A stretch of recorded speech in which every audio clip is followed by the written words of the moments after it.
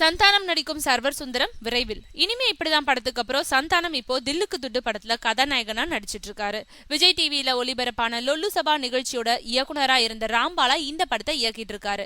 லொல்லு சபா நிகழ்ச்சி தான் சந்தானத்துக்கு சின்ன திரையில சரியான ஒரு அடையாளத்தை ஏற்படுத்தி கொடுத்தது. அதுக்கு பின்னாடி பெரிய திரையில அறிமுகமாகி நகைச்சுவையில பிரபலமாகி இன்னைக்கு நாயகனாகவும் உயர்ந்திருக்காரு. இந்த படத்தை தொடர்ந்து சந்தானம் அடுத்து நடிக்கும் படமான சர்வர் சுந்தரம் படத்தின் முதல் பார்வை கடந்த மாதம் 21ஆம் தேதி அவரோட பிறந்த நாள் அன்னைக்கு வெளியிடப்பட்டது.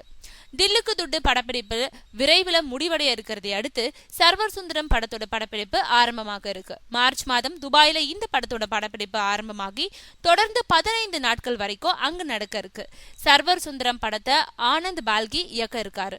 இந்த படத்துக்காக 5 நட்சத்திர ஹோட்டல் ஒன்னுல சந்தானம் சிறப்பு பயிற்சி பெற்றதாகவும் படக்குழு வட்டாரங்கள் தெரிவிக்கிறாங்க. இந்த வருடம் சந்தானம் நாயகனா நடிக்கும் தில்லுக்கு துட்டு, சர்வர் சுந்தரம் ஆகிய 2 படங்கள் வெளிவர வாய்ப்பு இருக்கு.